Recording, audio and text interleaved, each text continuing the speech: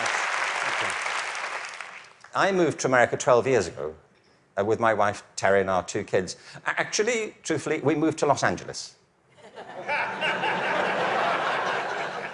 Thinking we were moving to America, but anyway, it's a short plane ride from Los Angeles to America.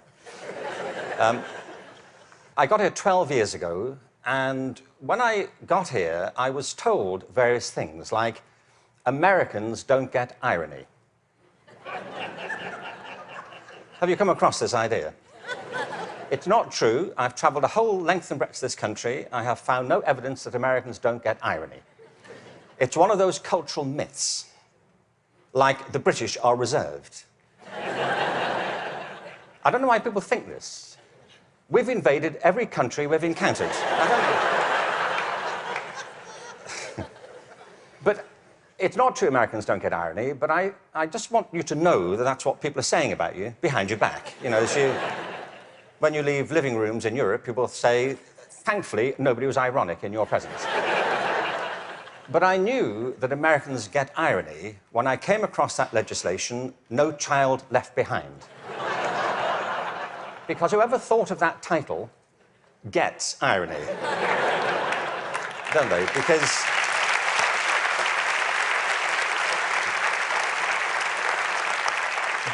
Because it's leaving millions of children behind. Now, I can see that's not a very attractive name for legislation. Millions of children left behind. I can see that. What's the plan? Well, we propose to leave millions of children behind, and here's how it's going to work. And it's working beautifully. In some parts of the country, 60% of kids drop out of high school. In the Native American communities, it's 80% of kids. If we halved that number, one estimate is it would create a net gain to the US economy over 10 years of nearly $1 trillion. From an economic point of view, this is good math, isn't it? That we should do this. It actually costs an enormous amount to mop up the damage from the dropout crisis. But the dropout crisis is just the tip of an iceberg. What it doesn't count are all the kids who are in school but being disengaged from it, who don't enjoy it, who don't get any real benefit from it. And the reason is not that we're not spending enough money. America spends more money on education than most other countries. Class sizes are smaller than in many countries. And there are hundreds of initiatives every year to try and improve education. The trouble is, it's all going in the wrong direction. There are 3 principles on which human life flourishes, and they are contradicted by the culture of education under which most teachers have to labor and most students have to endure. The first is this, that human beings are naturally different and diverse. Can I ask you, how many of you have got children of your own? Okay. Or grandchildren? How about 2 children or more? Right. And the rest of you have seen such children? Small people wandering about. I will make you a bet, and I'm confident I will win the bet. If you've got 2 children or more, I bet you they are completely different from each other, aren't they? Aren't they? You would never confuse them, would you? Like, which one are you? Remind me. You know, your mother and I are going to introduce some colour-coding system so we don't get confused. Education under No Child Left Behind is based on not diversity, but conformity. What schools are encouraged to do is to find out what kids can do across a very narrow spectrum of achievement. One of the effects of No Child Left Behind has been to narrow the focus onto the so-called STEM disciplines. They're very important. I'm not here to argue against science and math. On the contrary, they're necessary, but they're not sufficient. A real education has to give equal weight to the arts, the humanities, to physical education. An awful lot of kids... Sorry, thank you.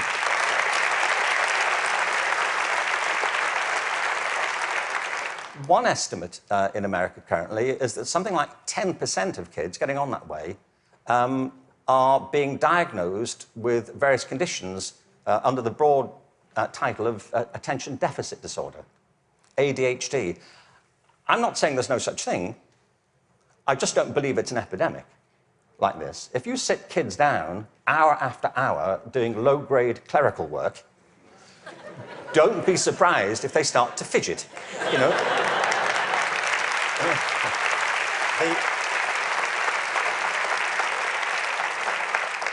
Children are not, for the most part, suffering from a psychological condition. They're suffering from childhood, you know, and I know this because I spent my early life as a child. I went through the whole thing. And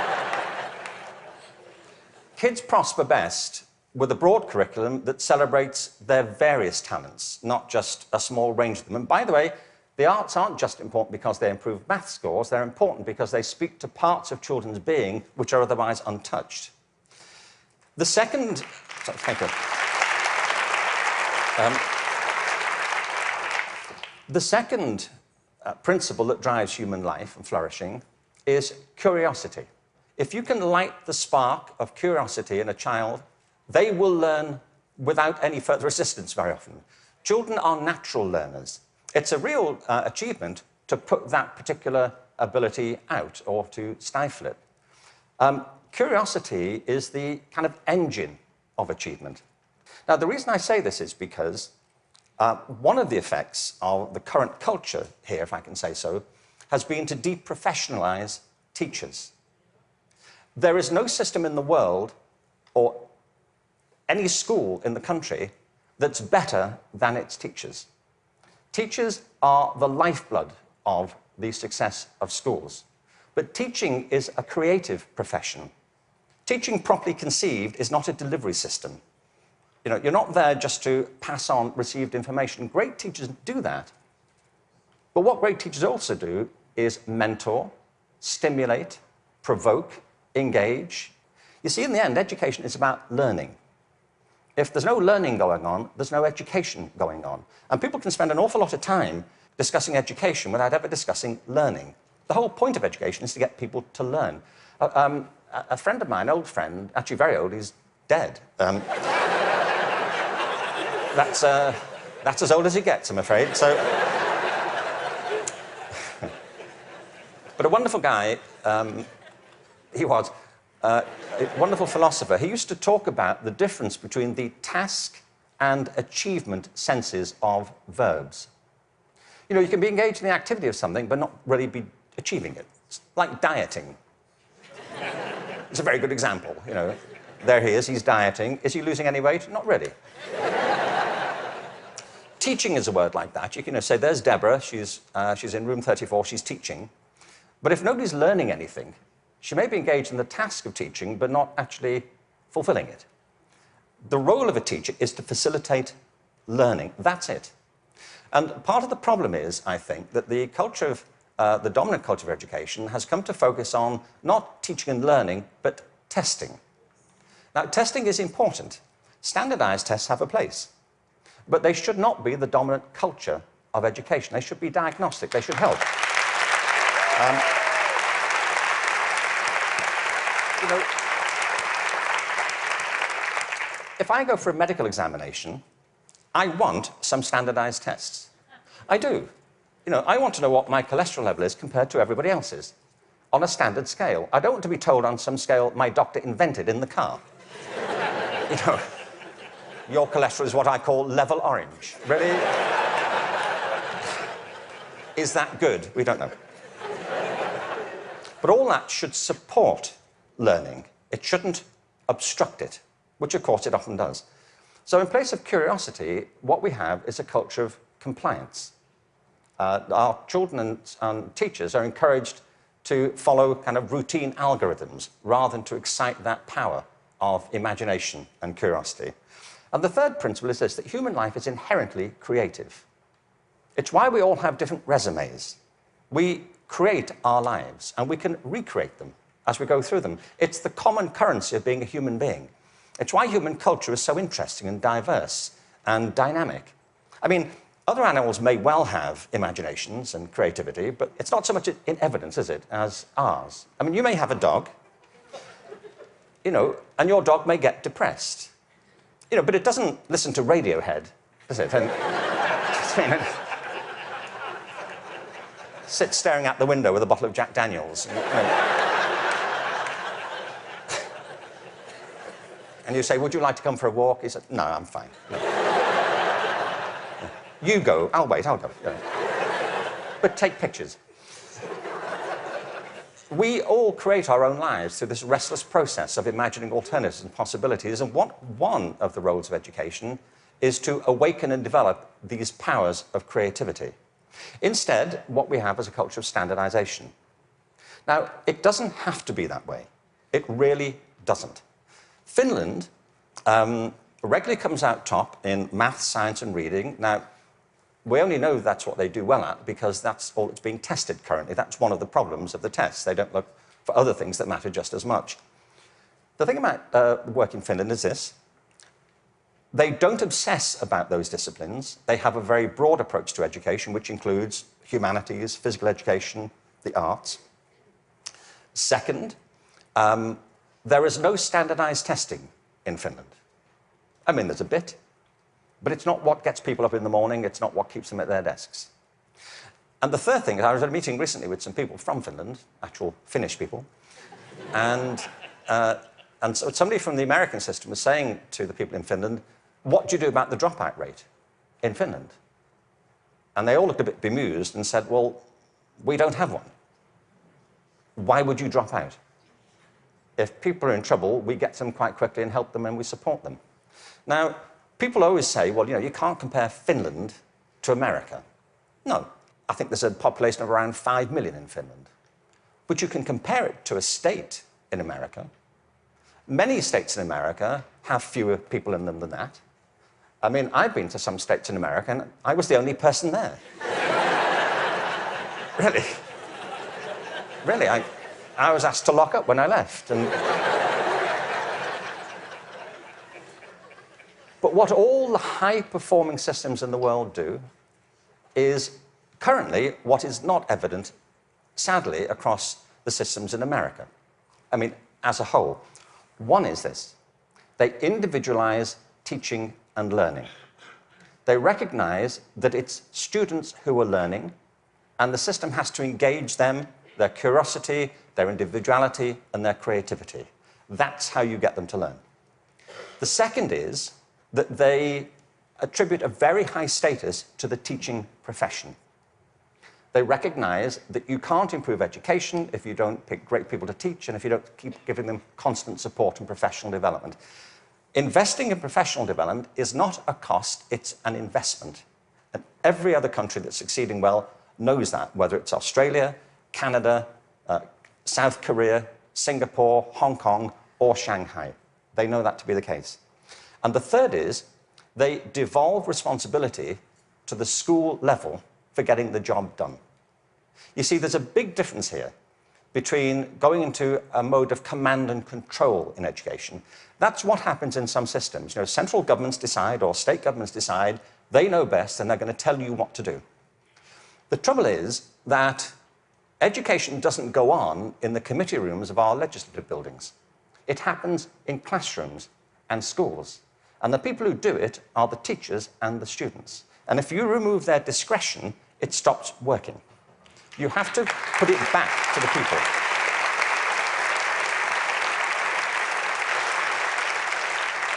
There's wonderful work happening in this country. But I have to say, it's happening in spite of the dominant culture of education, not because of it. It's like people are sailing into a headwind all the time. And the reason I think is this, that many of the current policies are based on mechanistic conceptions of education. It's like education is an industrial process that can be improved just by having better data. And somewhere in, I think, the back of the mind of some policymakers is this idea that if we fine-tune it well enough, if we just get it right, it'll all hum along perfectly into the future. It won't, and it never did. The point is that education is not a mechanical system, it's a human system. It's about people. People who either do want to learn or don't want to learn. Every student who drops out of school has a reason for it. which is rooted in their own biography. They may find it boring, they may find it irrelevant, they may find that it's at odds with the life they're living outside of school. There are trends, but the stories are always unique. I was at a meeting recently in Los Angeles they're called alternative education programs. These are programs designed to get kids back into education. They have certain common features. They're very personalized. They have strong support for the teachers, close links with the community, and a broad and diverse curriculum, and often programs which involve students outside school as well as inside school. And they work. What's interesting to me is these are called alternative education. You know? And all the evidence from around the world is if we all did that, there'd be no need for the alternative.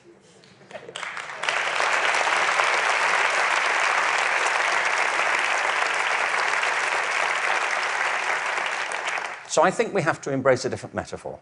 We have to recognize that it's a human system and there are conditions under which people thrive and conditions under which they don't. We are, after all, organic creatures.